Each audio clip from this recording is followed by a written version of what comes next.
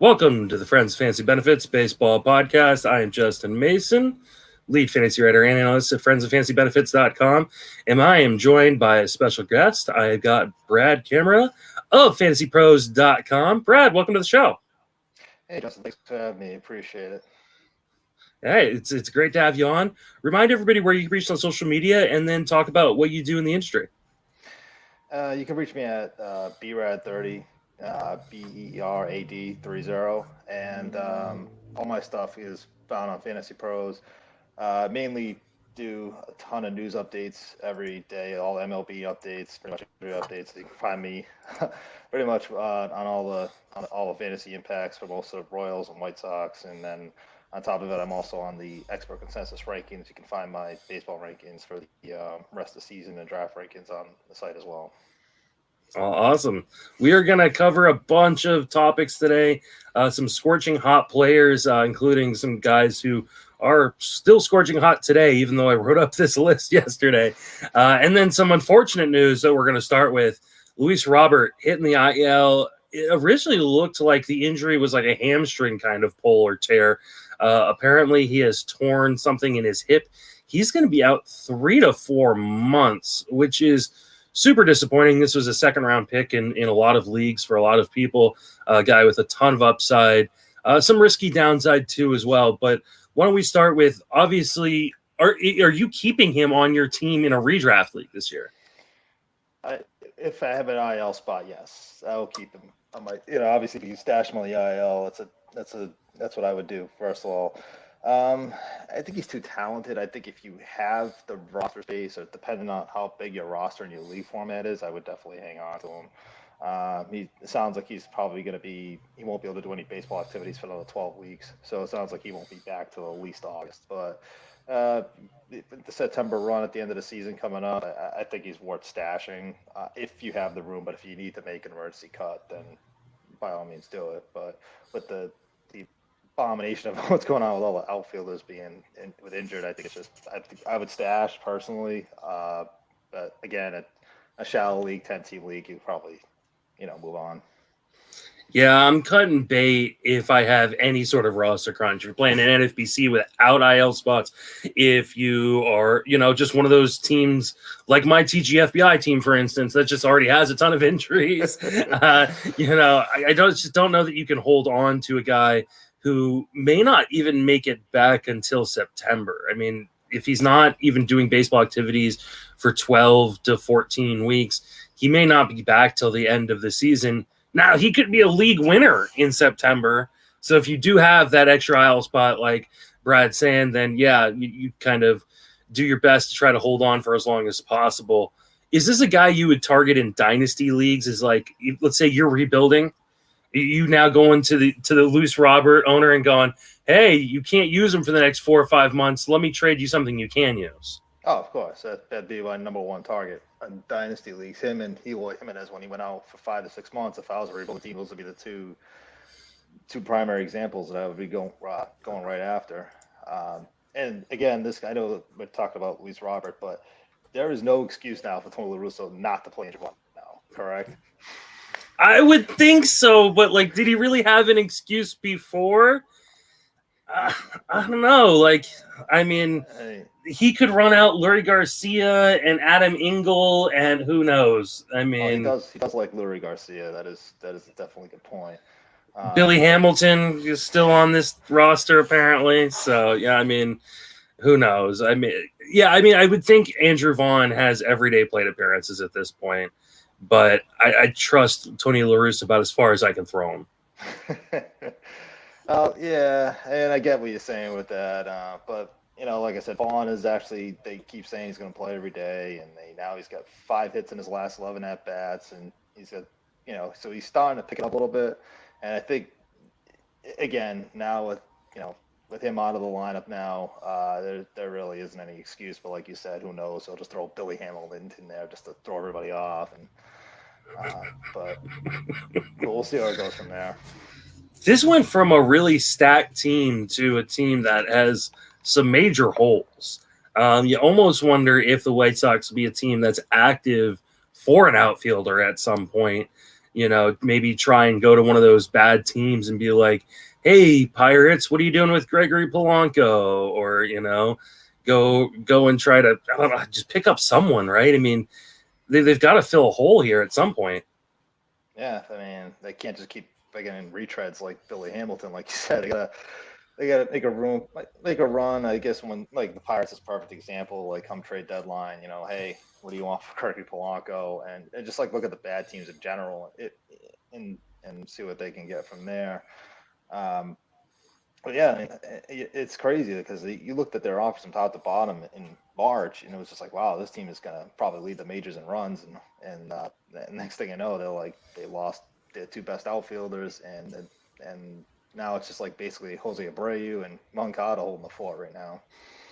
Yeah, if I had told you that Carlos Rodon was going to be pitching like an ace, you would have been like, White Sox are going to run away with this division, right? I mean, there's no way around it. You got a young offense, Lance Lynn, Lucas Giolito, and now you've got Carlos Rodon pitching like ace. There should be no problem. But they're in second place in the division behind the Royals, who have been surprisingly good, and I do think they will address this position. Billy Hamilton, cheap source of speed, I guess, for deeper leagues if you're hurting for stolen bases, because he's probably going to get some run. But this is it's disappointing news for a really fun White Sox team.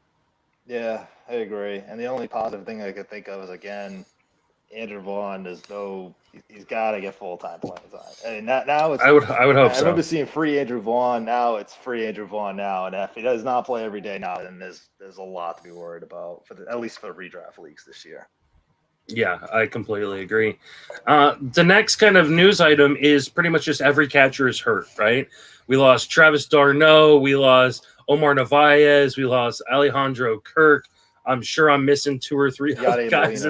Yadier Molina's on every catcher's on the IL. Are there guys that you're looking at like, hey, this might be a good pickup? And how would this affect your strategy going forward in the future in terms of drafting catchers? Well, I mean, I've never been one to really pay up for catchers anyway. I mean, I know JT Realmuto is the only one catcher I've considered drafting early, but I've always been drafting guys in the mid tier, and luckily my two catchers in the TGFBI have not got hurt yet, but I'm kind of waiting for it to happen between Garver and James McCann. Mm-hmm. But for possible pickups from what I saw, I mean, Molina's supposed to be back this week from what I hear. It looks like he's doing pretty well in his rehab, and he's going to be back by Friday if everything goes well. That's when he's all come off the IL. As far as Kirk goes, that was kind of a big blow because he was a pretty good spot-up catcher. And on top of it, Danny Jansen hasn't got a hit in his last 38 at-bats. So, I mean, I thought Kirk was going to somehow, if he was able to hit the ball pretty well, he was going to get a pretty good shot at more playing time. And then the other guy was Omar Narvaez was on the IL. I think the Brewers had 17 guys on the injured list leading the majors heading into tonight. But then I think they activated Lorenzo Cain and Yelich, so that kind of dropped. Yep. But they went out. They had to make a trade. They traded for Josh. Jacob Nottingham. Sorry, not Josh. I had the joke too. I was going to say Jacob Sheriff of Nottingham. I was going to just say that. I just completely missed it. But yeah, he was Jacob Nottingham. And he blasted 2 home runs the other day. So if you're pinch for a 2-catcher league, is not worth $1 a bid if he's available. Especially because Manny Pena is out right now too, so he's going to be getting the lion's share of at bats behind the plate. Yeah, because Omar Narvaez has a hamstring strain. They don't know exactly when he's coming back, but yeah, they traded for him, so they do like him. Back. Also, another name to keep in mind with D'Arnaud being out. I know they called up. I know that they're looking at. They called up. Sorry, I'm dropping his name here, and I had it written down. Varsho. No, not Varsho. I'm talking about the Braves. D'Arnaud. Oh, they brought up William Contreras. Thank you. I brought up William Contreras. But it's a situation where I could see them signing Jonathan Lucroy, who's still available as a free agent, who had a hot spring, did pretty well at his little term for the Nationals before becoming a free agent again once Gomes came back. So this is a name that I can keep an eye on that I think the Braves could probably possibly bring in. William Contreras is an interesting guy too, especially because d'Arnaud is likely going to be done for at least 3 or 4 months. tearing that tendon in his thumb. So Contreras is a guy that I actually like. Both him and Alex Jackson. Alex Jackson is the IL as well in Atlanta, but both of them are former top prospects. They're interesting guys with good pedigrees, but a guy like Lucroy isn't a bad guy to bring in. He knows how to handle a pitching staff, smart guy, grizzled vet kind of guy. So it's definitely a name to watch in deeper leagues if he does get brought in by one of these teams who need a backstop. Last news item, or actually I'm going to add a news item after this one, but Dustin May, Tommy John surgery. Yeah. It's a huge bummer. Like he looked so good this year. And I mean, was finally getting the whiffs that people kind of thought that his giftable stuff would get at some point. And it's a huge bummer. He's done for the rest of this year and likely going to miss a fair amount of next year too. I mean, obviously you're cutting him in redraft leagues, but would this be a guy you try to buy low in Dynasty?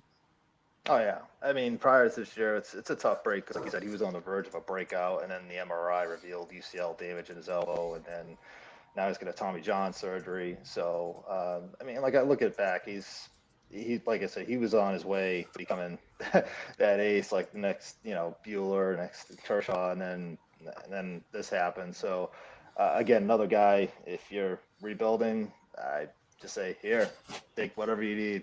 He's another ace I'd be building around. But this opens the door too for either David Price or Tony Gonsolin to take the place in rotation. Both are currently injured right now. Yeah. I mean, I could see Gonsolin being the most likely replacement because it sounds like they're trying to stretch him out to be the starter right now. Yeah, I think Gonsolin. I mean, either guy could take the role. I think short term, maybe Jimmy Nelson gets a shot. He looked really good in spring, and he's got a starting pitching resume and track record. So, they could also just kind of do a bunch of bullpen games. There's even talk that they might just start Trevor Bauer on 4 days rest moving forward until they get some health back in the rotation. So those of you that were hoping to get that really quick turnaround and lots of extra starts with Trevor Bauer may get rewarded here. No, yeah, for sure. I mean, like you said, they might go to full-man rotation because neither one of these guys, Price or Gonsolin, are going to be – they're not going to be back till like the end of May at least. So that is something that they could do, and then maybe throw Jimmy Nelson as a spot start here and there, like you said. But it's interesting to see where they go from here. But from what I'm seeing, it looks like they really want to play Gonsolin. But Price's news just came out that he's doing pretty well in his rehab, and he should be pretty much back by the end of May. So – nice. Either one will be, but my head is Gonsolin. I'd probably prefer to pick up Gonsolin because he was everybody's favorite sleeper going in until he went to the bullpen. Then he kind of dropped in the rankings, and then Dustin May took over. But now I think it's his chance to kind of bounce back and take over that fifth spot for the Dodgers rotation. Yep, completely agree with you. Keston Hiura surprisingly was sent down today. This was I know he was struggling, hitting 152, 247, 266 with a home run and a stolen base, but I really didn't think that they would actually demote him down to the alternate site. Are you cutting Keston Hiura in redraft leagues? Not yet. I'm still going to hang on to him. He's, like I said, he was too good of a player to kind of cut at this point. I mean, again, a 10-team shallow league, most likely – when you have a plethora of second baseman, first baseman out there, yes. But in a 12-team or higher, no. I'm still hanging on to here and hoping he just gets everything right in the minors and then hopefully gets called up in the next couple of weeks or so. I mean, the problem with them is they just got Colton Wong's return, and he's obviously a much better defender than Hiura ever was. And then you have Luis Urias has actually been playing very well for them at third base and hitting the ball pretty good. And that's another reason why I think they decided to make this move. He just wasn't getting the job done at the plate. Yeah, I think he just needs to go down and kind of change his approach a little bit. I think he will be back. He will be fine. I think we got a little bit of small sample, kind of trickery with a small sample in 2019 and then another small sample in 2020. And people thought, okay, this guy's at least a legit 25, 30 homer bat with probably double-digit stolen bases. And he probably is, but it's going to come at the cost of average. And he definitely needs to work on some things. I would try to hold him as well. I have him, I think, in one league. And there's no way I'm cutting him for what's on the wire unless I'm like truly desperate. for because I have too many injuries or something. All right. Yep. Let's talk about some kind of super hot, scorching hot players to start off the season. And currently, right now, I don't know if anybody is as hot as is Alex Kiriloff is. He is currently coming into tonight's game. He hit home runs in 3 consecutive games. I believe he's hitting 280 over the last week, showing the power. And I mean, huge prospect pedigree.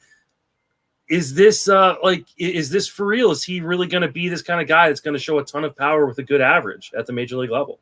No, he's definitely a great pure. He's just a very good pure hitter. I mean, if you just watch just watch him lately, he's just such a great. He's like you said, he's homered 4 times, driven in 9 runs in his last 3 games. I mean, going into the year, if they projected him to full at bats, we would have been 280, 30, 100 guy easily. That's kind of what they, if he played every single day, that's what they were projecting going for the year. So I mean, this is kind of like he's not going to be this good, but he'll be like I said, the top 15, top 20 outfield out of the way. I can definitely see that going from the rest of the season on. Yeah, absolutely. Yeah, I don't think there's any reason for him not to at this point. I mean, they're bringing him up. They're the service time clock is now running, and they'll figure out a way to get him full-time plate appearances, whether it's going to be at first base. And Miguel Sano will be back at some point, but Sano's not necessarily keeping him from playing full-time. They can always, try to move Sano. I don't even know where they would move Sano. I guess they moved Kiriloff probably back into the outfield because you can't move Sano over a third with Josh Donaldson there, but it'll work itself out one way or another. Until Donaldson goes down, then they'll probably. Yeah, exactly. Or Sano gets hurt again. I mean, Sano's been hurt a bunch.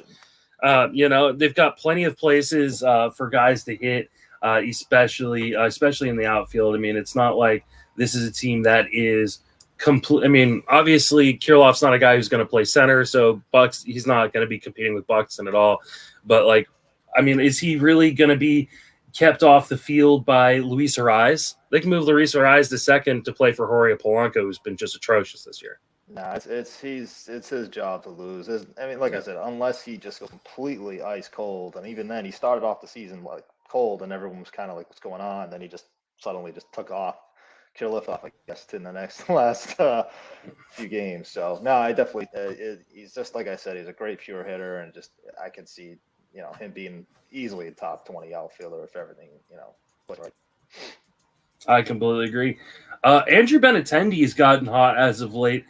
This was a guy who started off really, really slow, but now he, had a 2 home run game the other night.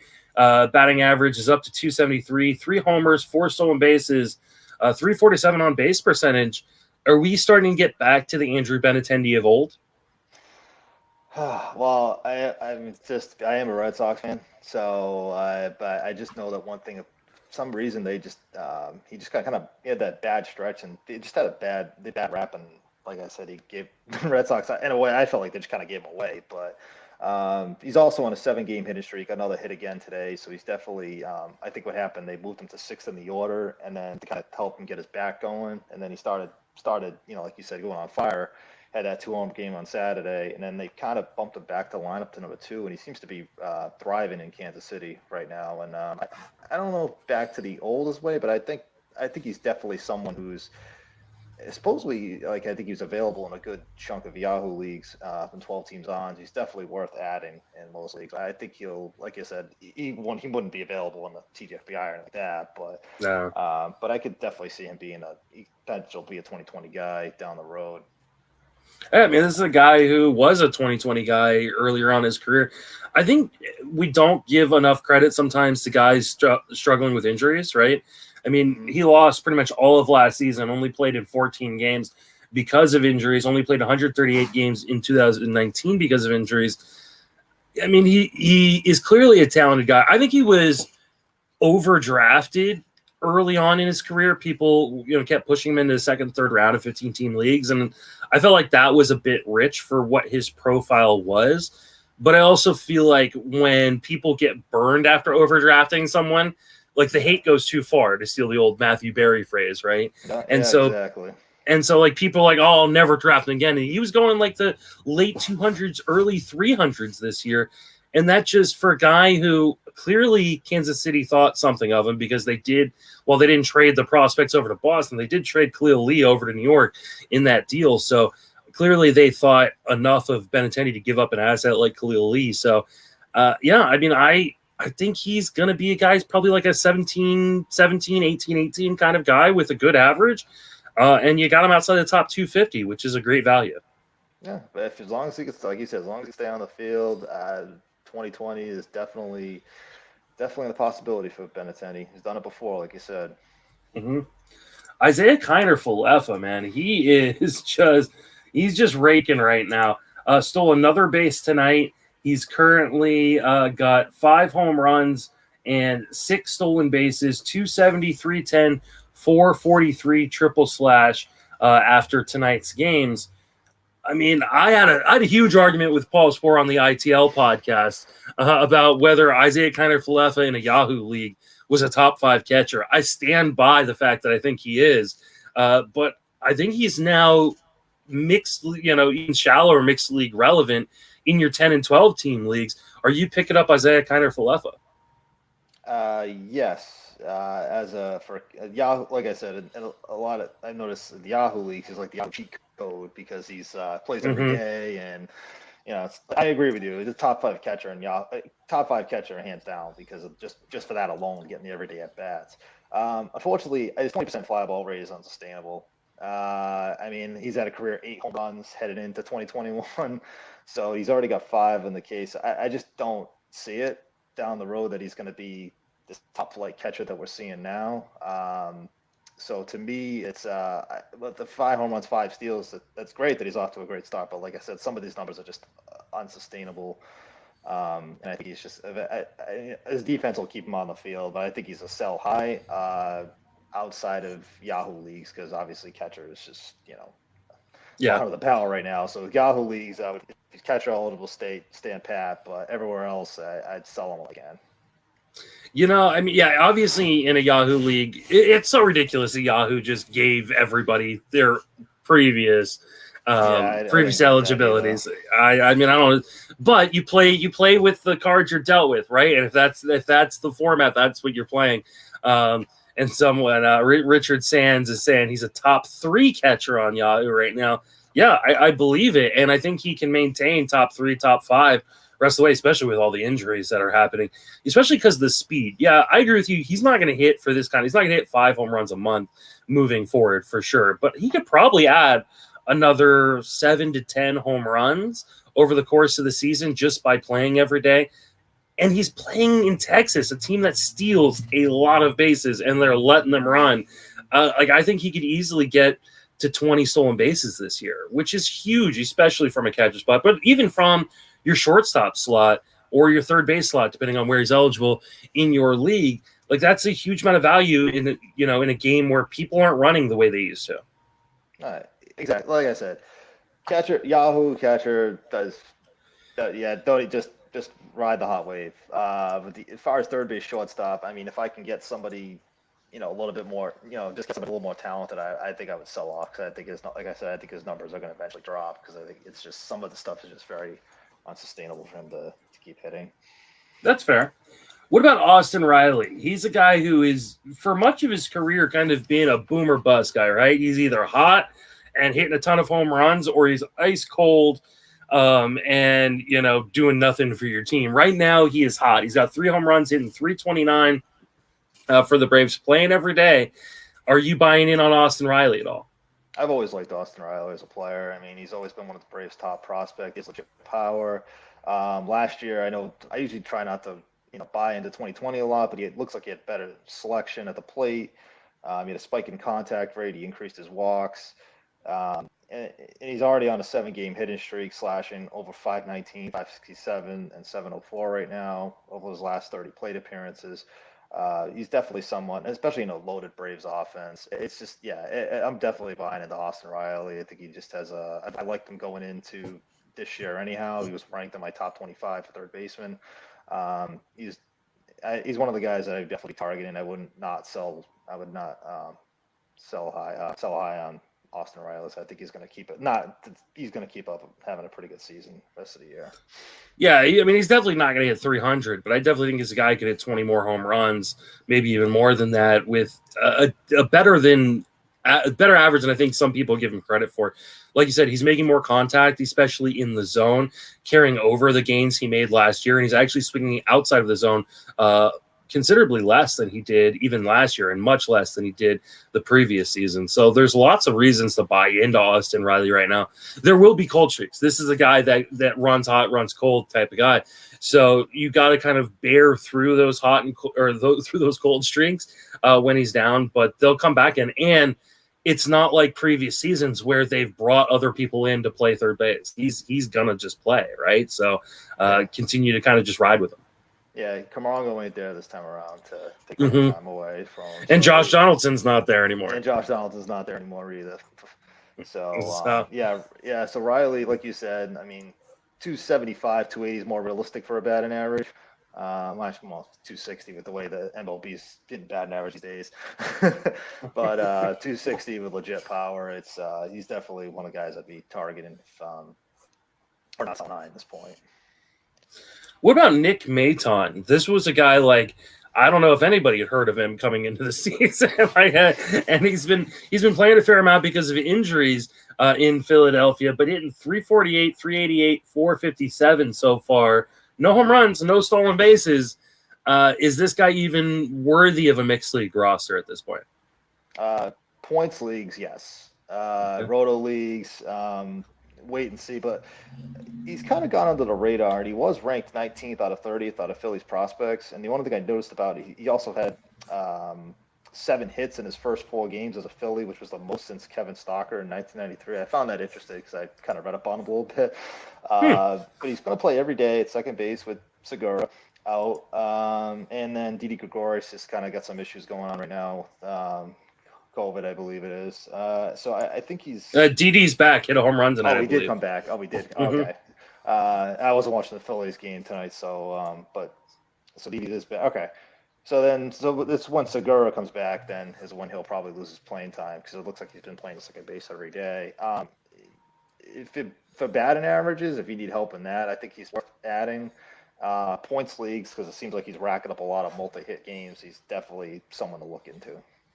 Yeah, I agree. I mean, he's a short-term fill-in kind of guy, but especially if you're in daily moves leagues and you can just pick him up, you don't have to go through the FAB process or something like that. Just kind of ride it until Segura comes back. The Phillies have been pretty aggressive on the base paths. They're 7th or tied for 7th in Major League Baseball in stolen bases.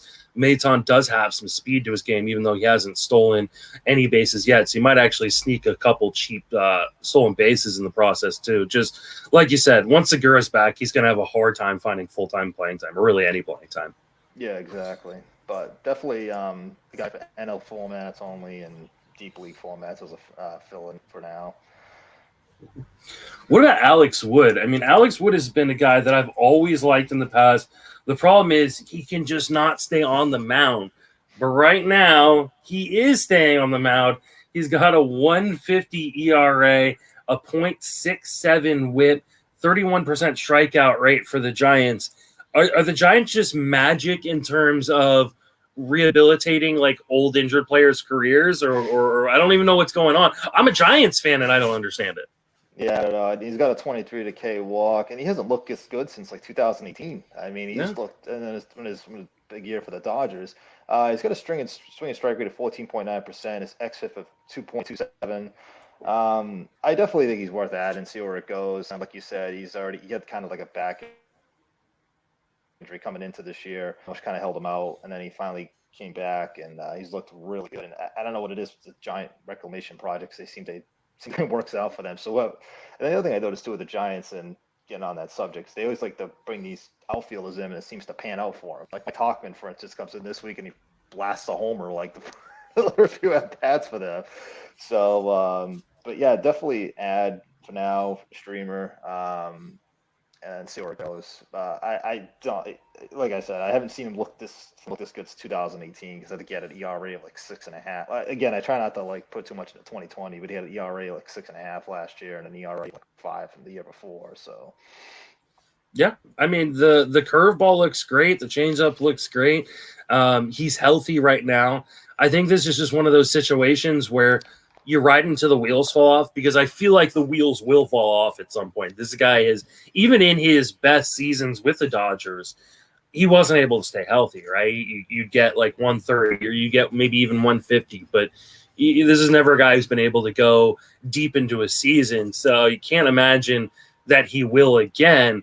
I would imagine the Giants try to trade him at some point if they fall out of the race. But right now, they're, I believe, still leading the division, which they're going to do just well enough where they don't sell at the trade deadline for this third straight year, and I'm just going to want to cry. That's as a Giants fan, because it's like I know this isn't a team that's a playoff caliber team or anything like that, but they'll do just good enough where they screw themselves out of properly rebuilding. Yeah, that sounds about right. Michael Kopech has been really, really good so far this year. I know they're moving him out of the rotation now that Lance Lynn is back, but I don't even mind that, right? Because he can be the follower to a guy like Dylan Cease, who struggled, or replace Cease at some point in the near future. Is Kopech a guy that you might go to the wire and pick up in shallower formats, especially leagues where people dropped him once he got moved out of the rotation? Oh, of course. I'm actually kind of disappointed that I didn't get him, and I don't have any shares in my league. It's just amazing how well he's pitched since he hasn't pitched since like 2018. He's a 1.45 ERA, 0.64 WHIP, a 30 to K walk. He's just been dominant as a starter and a reliever, and he's holding opponents to a 125 batting average with a 38.2 K percentage. He's just looked absolutely filthy. Yeah, I mean, he really has, and I mean, he's looked everything as advertised, right? This was supposed to be Baby Thor. I can't remember what his nickname was, but yeah, I mean, his fastball is elite. The sliders looked really good. The changeup has looked good as well, and I do think at some point La Russa will get his head out of his ass and put him in the rotation full time. But in the meantime, he'll be, like I said, following guys and getting bulk innings and probably some cheap wins in the bullpen in Chicago. And that's something I'm here for. So if someone drops in your league or someone's willing to sell him because he's no longer a starter, I'm buying right now. Yeah, and especially leagues that require solds, save and holds, he's a must roster. Just for sure.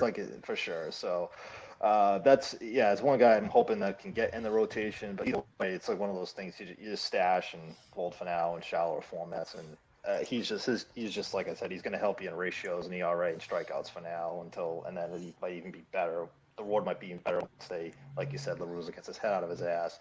He still hasn't played Vaughn, so let's not hold our breath with Kopech. Yeah, that's the scary part. I mean, I was like, though, I didn't get many shares. I don't even know if I got any shares of Michael Kopech this year, but it was because there was all these rumors that he might not even want to play again. Like he was he's going through a divorce. It sounded like baseball was no longer a big part of his life after opting out in 2020. I was just worried about that. And you know what? Kudos to the people who bought back in, because you guys are going to get a huge profit, I think, this year. Yeah, it was one guy I was looking to take a late round flyer, but I think I know and then he just got kind of taken right because I'm in a couple of dynasty leagues. I think obviously got taken when I was looking to draft him, and I think I can't remember if he got drafted later in the round with GFBI, but I know I had his name written down. And then all of a sudden he was off the board. So, but yeah, definitely someone to I would just stash now, and I think he's, like I said, he's going to be. He'll be in the rotation soon enough with the way injuries happen, and like you said, Dylan Cease is eventually going to implode enough for them to make that move. But yeah, we'll see what happens. Yeah. What about Robbie Ray? I mean, he started off the year pretty well. Also, so far his ERA is 2.78, a 119 WHIP, which is like elite for Robbie Ray. He hasn't had like this astronomical walk rate yet. The homers he's kept somewhat in check. Is this a new Robbie Ray, or are we just waiting for the explosion to happen? I'm waiting for the explosion to happen. Yeah. If you look at his walk to 9, it's his lowest since 2017, which is 3.94. His BABIP's 237. I mean, again, he's coming off a horrendous 2020, he had a 6.62 ERA. But like you said, he's got a 2.78 ERA right now and a 29 K to walk across 22 innings. He's someone I've always liked. Robbie Ray. I thought he's always in the in a few years ago. I just thought I liked him to struck out a lot of batters. Now he's definitely got the K potential. But someone I'm not. I think the wheels will fall off eventually because I think like you said, his walks are going to probably creep back up. And if he can avoid walking batters, then definitely someone I'm investing in. But we know this hasn't been his trend the last few years, so it's not one of those I would wait and see or ride the hot stretch for now. I mean, on the plus side, he's got the highest first pitch strike rate of his career and close to his highest zone rate of his career. So maybe the walks do come down, but I think the home runs are going to stick around. This is a guy that when he does have good control, he still struggles with command quite a bit, and then often he struggles with just control to begin with. So, but he often can't locate within the zone, which leads to the home runs.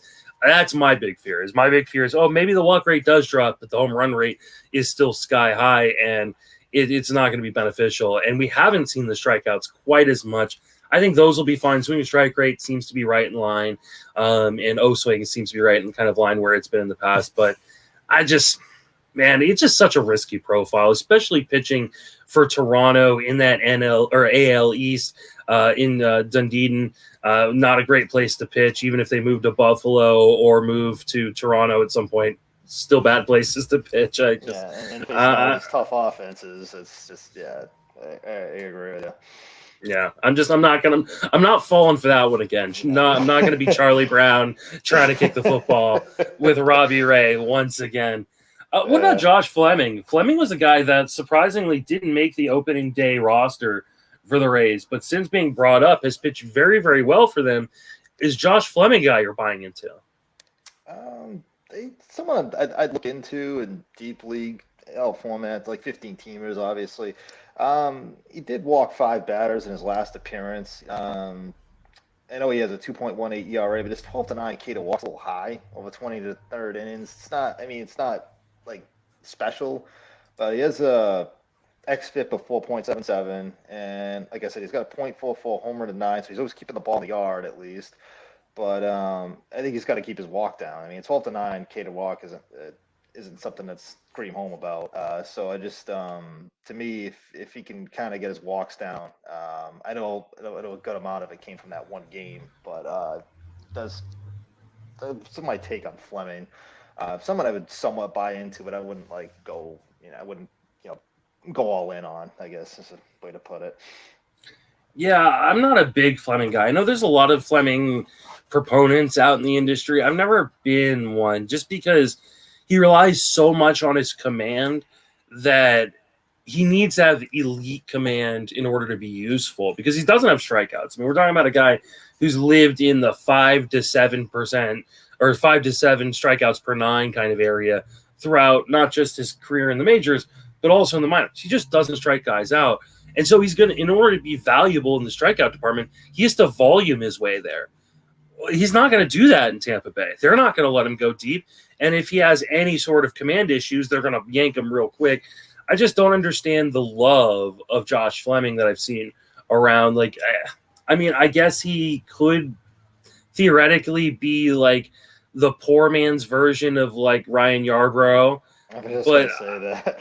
I don't want the poor man's version when Ryan Yarbrough is not super expensive anyways. So again, like you said, it's a 50-team league or AL only. Shallow leagues, 12 teams, I wouldn't bother on. Yeah, I'm gonna have to find. I know some people in the industry that are big Josh Fleming guys, and I'm gonna have to have them sit me down and try to explain it to me, because I don't get it personally. Yeah, when I saw the name on the list, I was trying to come up with some positives about it, but not every person can be good, right? That just but we gotta talk about them, because I'll get questions like, well, why aren't you recommending Josh Fleming? Because I don't want 2 strikeouts in 5 innings. That's just not who I am as a guy. Gotcha. Tyler Anderson has pitched very well. He's currently an inning and a third into his start tonight. Has not allowed a hit, only allowed 1 walk so far. Coming into tonight, 3.38 ERA, about a strikeout an inning, a whip of 1.24. Tyler Anderson could be an interesting guy in terms of like maybe gets traded to a contender that needs a starter at some point. So is Anderson a guy that you'd be interested in picking up? I was looking at him. I mean, as a streamer, I have run about 2 starts, stuff like that. 12, maybe 15. Again, 15 team or higher, definitely on the radar. Not yet. I mean, maybe I've seen that bad taste of what happened to the Rockies. I think he had 1 year we had an ERA over 10. So someone I'm not like totally, going crazy. But I will say, yes, 40.3 ground ball percentage rate. His K rate is 2.7. His xERA is 4.82. But he has looked good, and it is in Pittsburgh in a pitcher's park. So I mean, I will give him the benefit of the doubt that not pitching Goose Coors Field a few years ago wasn't not the greatest surroundings. So he won't see many wins, but he definitely, if he continues to pitch, it could help fantasy managers in ERA and WHIP. And like you said, if he gets traded to a contender, depending on where he goes, he could be a value down the road. But I would, like I said, 15 teams definitely would add, but wait and see on 12 teams or lower.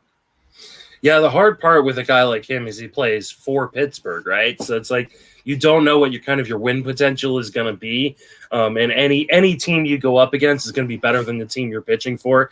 It is nice to pitch in PNC Park; it's a great pitcher's park, and he has looked really good. Both his cutter and his changeup, which he's throwing more this year, are performing very, very well. And we have seen this before, especially with pitchers leaving, Coors, where you can't get the same kind of movement on your pitches because of the thin air, going to a place like Pittsburgh where he can. He's getting a lot more swings and whiffs outside of the zone. I tend to want to buy this a little bit, at least ride the hot streak. Obviously, 10 and 12-team leagues, it depends on who you're cutting. But I think he should be rostered in every 15-team league in most 12s. It doesn't necessarily need to be on your team. Something we always try to stress, right? Just because he needs to be rostered in every league doesn't mean it needs to be on your team. So don't be dropping somebody that's good to go get Tyler Anderson. But I think he's going to be a hot trade commodity at the deadline for a team, maybe that's struggling. Maybe a team like San Diego or a team like the Dodgers or a team like the Braves that need starting pitching because they've had so many injuries. He could be a guy that's a cheap option for them and then pitching on a contender. Yeah, what's going to end up happening is they'll probably package him and Richard Rodriguez because we all know he's going to be gone by the end of July. So I guess we'll enjoy the saves while we can before he gets dealt. So something for that. Package them both to Atlanta, right? Get them on a good team, team where Rich Rod could still be the closer. I need Rich Rod to keep that job because I got him in main event team, one of my main event teams, and I need those saves, baby. Brad, thank you so much for joining me. I appreciate it. Hey, thanks for having me. It's really good to catch up with you and do the show for the first time. And for anybody who knows, this is my second podcast ever. So so like you did great. So I appreciate it. Thanks. And like I said, you can find most of my work on Fantasy Pros. I do collaborations with them. I've done a ton of news updates, meaning I've done like about 10,000 news updates in the last 2 years for them. So yeah, so it's so pretty much the majority of my job there is pretty much news. So, but I appreciate Justin giving the time to help me. That's okay. I talked with Dan Harris the other day on the TGFBI podcast, and that's how he got his start, right? He got his start with news updates, and now he's editor-in-chief. Yeah, Dan's a good guy. He's actually my boss. That's great, too. Yeah, he's a really good guy. Yeah, I heard that interview. It was very good. So, but yeah, no, it's just like you said, I just plug away with all the news updates I can and help out with collaborations, and then just do what I can to kind of get out there. Good. So well, I'm glad to have you on, man. I really appreciate you coming on and sharing some knowledge. You can reach me on Twitter at Justin Mason FWFB. You can email me or the show, Friends of Fantasy Benefits @gmail.com. Follow my work on Fantasy Alarm, Fangraphs, Friends of Fantasy Benefits, TGFBI. That's going to do it for us. For Brad and myself, thank you for listening. Have a fantastic baseball season. Thank you.